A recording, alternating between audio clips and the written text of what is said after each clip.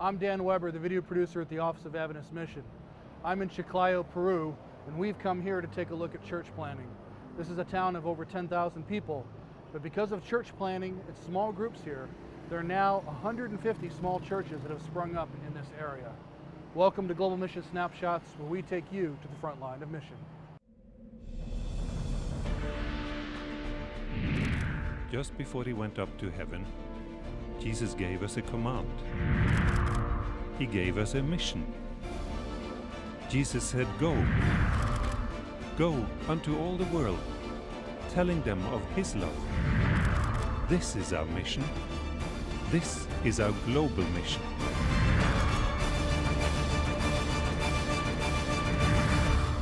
Hello, I'm Gary Krause, and welcome to Global Mission Snapshots, where we visit frontline mission around the world. When Global Mission began more than 20 years ago, it focused the church on the most unreached people groups and areas of the world, and that's still our only focus. But sometimes we forget that many of these groups are right in our own front yard. Today we'll be talking with Terry Saley, Refugee and Immigrant Ministries Coordinator for the Adventist Church in North America. Terry spent several years with refugees in Thailand. Today, she and her husband are working with refugee and immigrant groups right here. We'll also be visiting South America, and we'll meet an inspiring little girl sharing her faith with her friends on the Amazon River. But first, let's visit Southeast Asia and the country of Malaysia, where Global Mission pioneers are sharing Jesus' love among the longhouses. In 1963, Pacific Press published the book Nyla and the White Crocodile. The book tells the story of a young girl who lived along the Tatao River in Sarawak, Borneo. Written by a missionary, it tells the story of early attempts to spread the gospel among the Dayak tribes and the people who overcame superstition and fear to live new lives in Jesus. Today, these same tribes still live along the waters of the Tatao River. For many, their lives haven't changed much since the first Adventist missionaries traveled up this river more than 75 years ago. Many of them still live in fear of spirits. We still need to share the message of the gospel with these beautiful people. Time may have passed, but some things haven't changed. Sarawak, located on the island of Borneo in southeastern Asia, is home to more than 2.5 million people. The majority of the population belongs to the Dayak Iban tribe. Many of them still live in traditional longhouses. These communal buildings provide a safe and secure environment for the tribe's people. They work together in small open spaces in the jungle, growing produce that they can sell in the local markets. They fish the rivers and tap the rubber trees that are plentiful in the dense jungles. All of their shared activities create a strong, tightly knit family environment. Outsiders are welcome as long as they're willing to take part in the work and become part of the family. Recently, the Adventist Church sent Global Mission pioneers to live and work among the people of the longhouses. These dedicated young people are devoting a year or more of their lives to help spread the gospel among the Iban people. They become part of the community and work to help better the lives of their new family. They work with the members of the Longhouse and come to know them as friends. They're welcomed and allowed to become part of the Longhouse family. Eventually, they are trusted and have opportunities to share the gospel. They hold Bible studies and introduce Jesus to people who are excited to learn about a God who loves them and wants to change their lives for the better. The Dayak people live simple lives. They live off the jungle, and their culture is based on their environment. They are animists and live in fear of the spirit world. Their whole world is guided by the omens and signs that are commonplace in the jungle. When they become Christians, they lead a new life, free of the fears of their past. They live in peace. The Global Mission pioneers who live and work in the longhouses have proven to be very successful. It's common to have more than 50% of a longhouse's inhabitants decide to join the church after a year's time. A single global mission pioneer can often reach out to 2 or 3 longhouses in a year. After a decision has been made to follow Jesus, a local pastor will come and hold evangelistic meetings. After the meetings, a baptismal service is held in a local river. Often, members of the longhouse will line the edges of the river to watch the baptismal service. Thanks to your mission offerings and support of Global Mission, lives are being changed in Sarawak. Jesus calls us to spread the gospel to all the world. Global Mission focuses on the unreached areas of the world that have proven to be difficult places to work. By using local members who are familiar with the local culture and customs, Global Mission is able to reach out to people in these unreached areas. Thank you for your support and prayers for Global Mission. Please pray for the thousands of pioneers all over the world who have dedicated their lives to sharing God's love in tough and trying circumstances. Thank you for helping to tell the world about Jesus.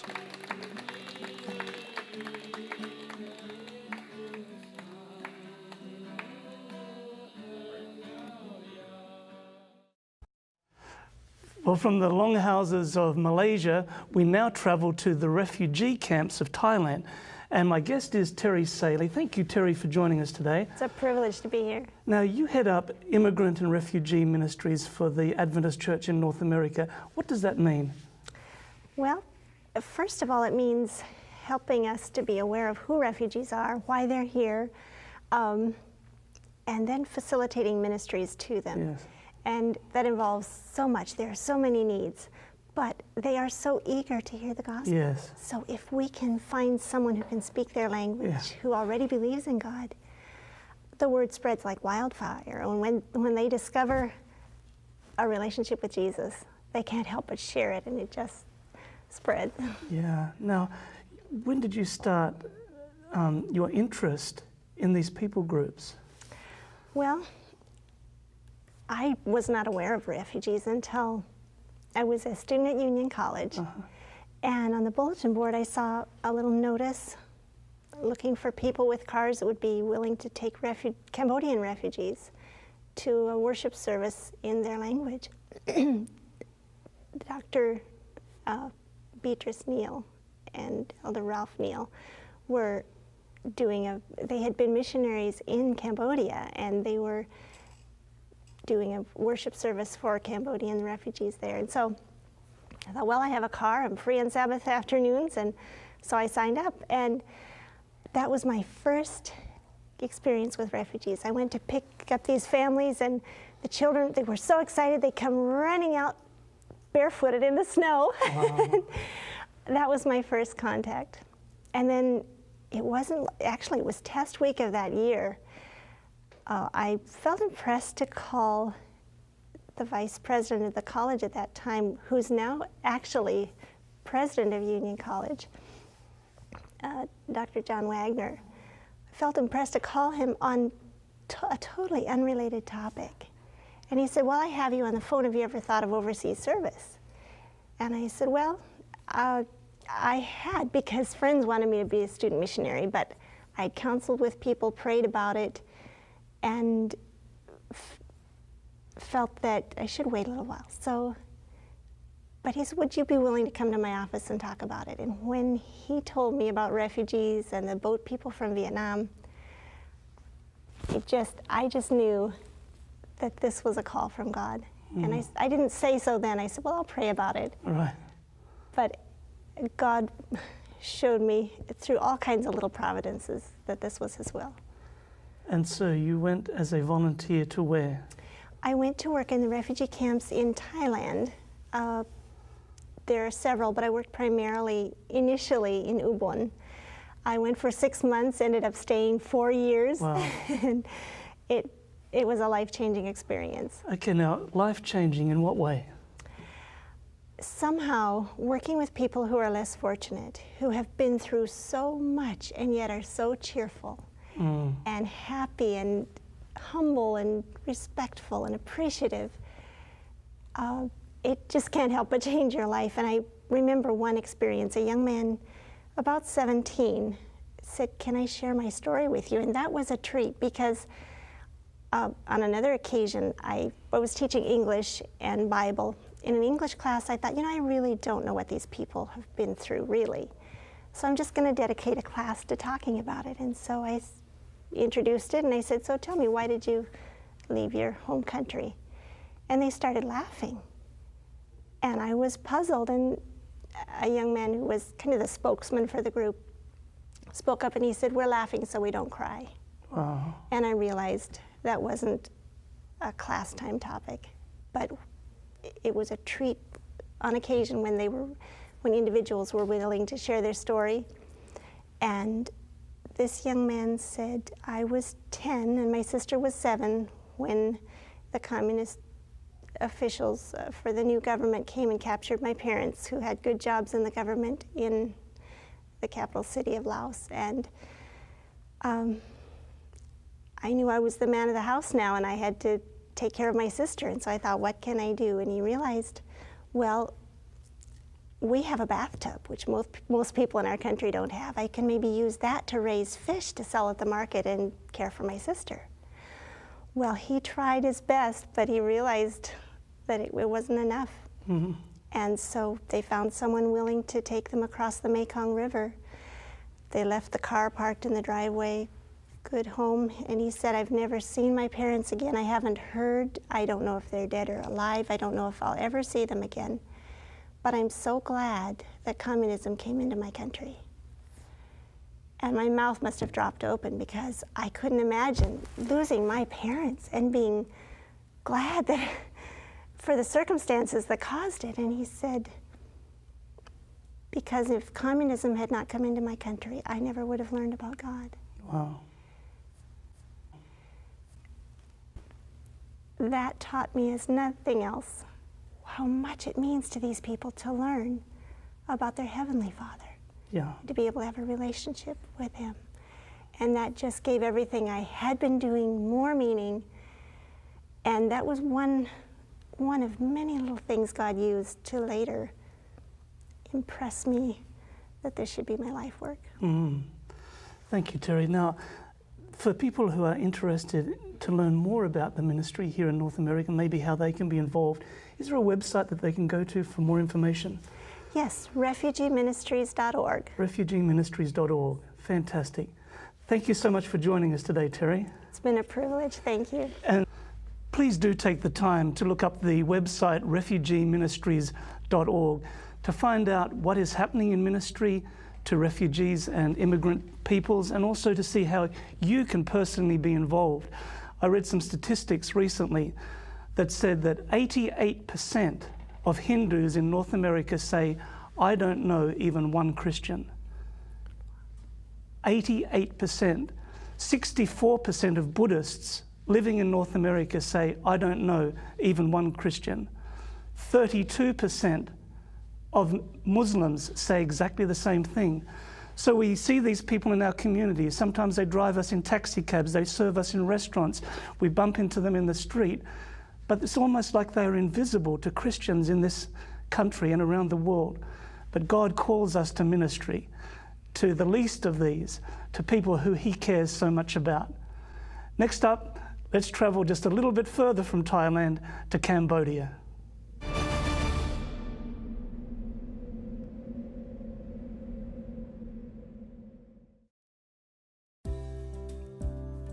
These are the streets of Phnom Penh, Cambodia, a rough place to live, especially for young immigrant children. The Seventh-day Adventist Church in Cambodia is striving to make a difference among these desolate children, when no one else, not even their parents, seem to care. Street children are often sold into the underground sex trade to help pay off their parents' gambling debts. Without intervention, they face a grim future. The Adventist Church is trying to give them hope, trying to change their lives. They are street children, even though they have parents at home, but they not stay at home. They all the time on the street. The majority of these children are from families who have immigrated from Vietnam. Neither they nor their parents have the ability to read or write. Pastor Khan and his small staff work hard to help provide even the most basic academic skills to these street children. The Vietnamese community has embraced the school in its efforts to educate their children. They have even taken to calling it the life-changing school. The school has shown dramatic growth since its start. Besides traditional academic subjects, the school teaches children life skills that they can use to help them gain employment when they grow up. The children who are touched by the Adventist Church understand the precious gift that is being given to them. The children say that we really need this school to be here, to keep us here, to help us to learn a job and to protect us. When Jesus Christ was here on earth, he ministered to people by meeting their needs. As Christians, we are called to follow his example and to better the lives of those around us. Thank you for your support of mission. Thank you for your prayers for those who need to be reached with the message of hope in Jesus.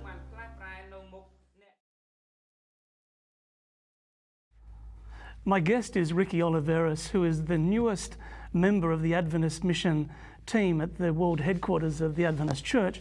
Ricky, you are a video producer, and you get to see some very interesting mission stories around the world. Yeah, so far I've had the opportunity to visit the South American division, which was my first trip with the Adventist Mission, and it was a very interesting trip. Yeah, now you went to Peru. Tell us about the church in Peru. The church in Peru is really growing. Right now they have approaching 500,000 members in Peru.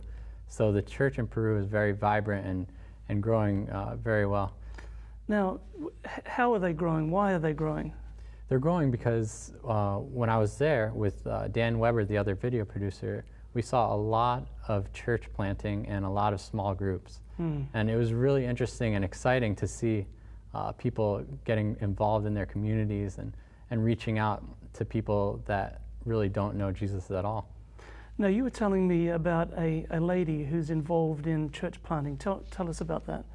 There was a small coastline town called Huanchaco Beach, and this lady is really reaching out to the members of her area by visiting them. It started because she moved to this area. There were no Adventists, there was no church there.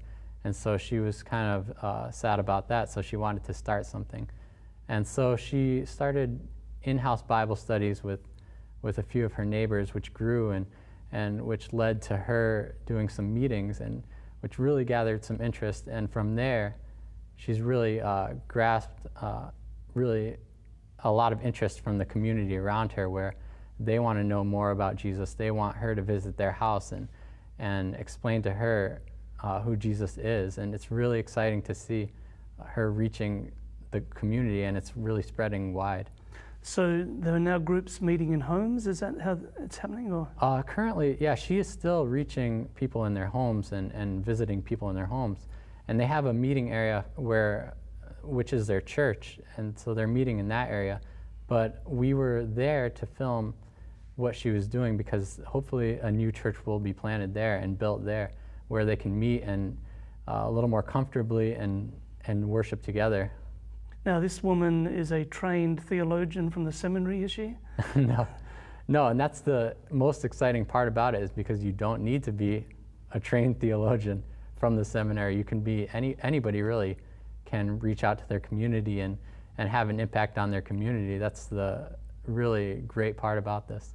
Now, you were telling me also about a man with a hat and some sort of story with that, and I think we have some video to watch as well. Right. Tell us the story.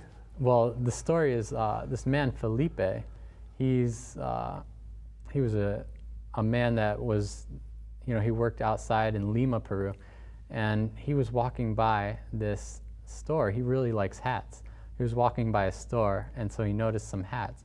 He went in there, bought a hat, not knowing what it was. He just thought it was really cool because it was the most expensive hat they had. So he bought the hat. He was wearing it around, and he was in town one day. He saw, somebody saw him, this man who sells orange juice, saw the hat and said, "Oh, are you an Adventist?" He said, "What's an Adventist? Why are you asking me that?" And the man explained, oh, your hat has the Adventist symbol, the youth symbol on it. And so he's like, well, tell me a little more about that. So the man was witnessed to through his purchase that he had no idea what he had bought. And it was pretty cool to see that he learned what it was to be an Adventist, what Adventism is, through his hat and through just basically the symbol on his hat. Well, so he ended up having Bible studies? So he ended up visiting a church, first of all, and then his interest grew, and he started having Bible studies and found a church closer to him where he could attend. And so now he's attending church, and this man, we met him personally, and he was just really on fire for God, and it was really cool to see that. And obviously still likes to continue wearing the hat. Oh, we saw him. He had the hat. He even had the receipt from the hat when he bought the hat. He was excited, and he's just happy to share his testimony, which is really cool. He's very willing to share it, and he was such a nice man. Now, when you were down there in South America, you were looking at some projects that the Adventist Church's mission offering program, particularly the 13th Sabbath offering program, will help support. Can you tell us about some of those projects? Yeah, some of the projects include the story of Eva, which is the lady who is doing Bible studies and church planting. So this is to help build a church for these new believers. Right, exactly. Okay. It's to build the church, the actual building. There were some other projects to build. There was another project, interesting project, at an academy in Brazil, actually, to build a church there because they've outgrown the facilities they have. So that's needed there. And there were other building projects and just ministries that are going to need the funds from the 13th Sabbath offering. Okay, so this offering is where Adventists all around the world pool the money together, and this goes to help mission in every part of the world. Exactly. Each quarter of the year is divided into 4 quarters. Each quarter, a different division of the world is covered, and the church joins together to donate to that division of the world so we can help fund the projects that are needed to help reach God. Now, for some viewers who want to join this, to be giving mission offerings, how do they do that? They can do it in a local Adventist church, but they can also do it online? Yeah, they can visit the Adventist Mission website where they can find different resources and links to other ways that they can help, whether it's donating to the 13th Sabbath offering, donating to different mission groups or different things. Fantastic. Okay, Ricky, thank you so much for joining us today. Thank you. And viewers at home, please pray for mission around the world. You know, we see growth in certain parts. We praise God for what's happening in Peru, Brazil, other parts of the world. For various reasons, the church is not growing. The challenge is there of how do we make Jesus relevant and attractive and meaningful to people who come from totally different cultural backgrounds. And thank you for your continuing support for mission. It makes so many things possible. Our next story is from the country of Brazil, and we go to the Amazon River and we meet a little evangelist, Victoria, who knows what Jesus means in her life and wants to share that love with others. Hello, my name is Victoria. I live in Jiroca, along the river Baianique. Victoria lives a simple life in the Amazon region of northern Brazil. She lives with her parents and her brother Daniel along a narrow river that snakes its way through the jungle. One day a week, Victoria leaves her small house on the edge of the water and climbs into a canoe. Her destination? A Bible study with her friends. Victoria paddles along the river to pick up her friend at her house, then continues on to the next house. When the canoe is full of her friends, they paddle up the river until they come to a path that leads them into the jungle. They carefully climb up the slippery bank, trying not to get muddy. Tying up the canoe, the friends walk on the fallen logs as they make their way through the jungle. They need to be careful, because one little slip and they would be up to their knees in mud. At the end of the logs, they come up to a small hut on stilts. This is a home of another friend who is hosting their Bible study. They're glad to see each other again and quickly enter the house to begin their lessons. Victoria and her brother Daniel lead the group in prayer and study the lesson prepared by the Adventist Church in Brazil.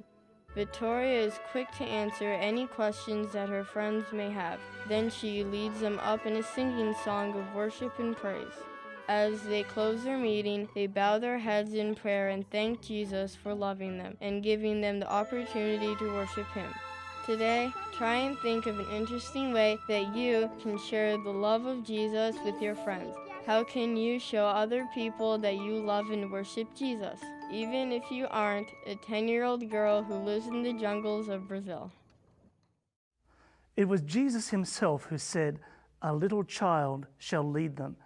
And it's obviously still true 2,000 years later.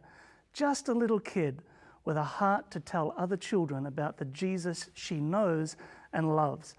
And that's what mission is all about, simply sharing the good news about the God we know. The Bible tells us to train up our children in the way that they should go. But how do we instill in their hearts a passion for mission? The Office of Adventist Mission prepares a range of resources to help share mission with our children. Mission magazines, DVD stories aimed specifically for kids, and they help our children look beyond the church walls to see a world in need. We've also created a resource called Mission Cards for Kids. These simple cards help children remember mission stories. And if you live in North America, we'd love to send you a free sample set of these cards that you can share with the children in your life. Simply call the toll-free number on your screen, 1-800-648-5824, or visit our website and ask for Mission Cards for Kids or offer number 302. Please remember to clearly state your name and address, and be sure to mention Mission Cards for Kids or offer 302, so we'll be sure to send you the sample mission cards. Again, if you'd like to receive a sample set of Mission Cards for Kids, just call the toll-free number on your screen, 1-800-648-5824, and ask for Mission Cards for Kids or offer 302. Or you can visit our website at adventistmission.org. Well, that's it for our program for today. Thank you so much for joining us, and thank you for your continuing prayers, support, and personal involvement in global mission. For Adventist Mission, I'm Gary Krause, and I hope you can join us next time right here on Global Mission Snapshots.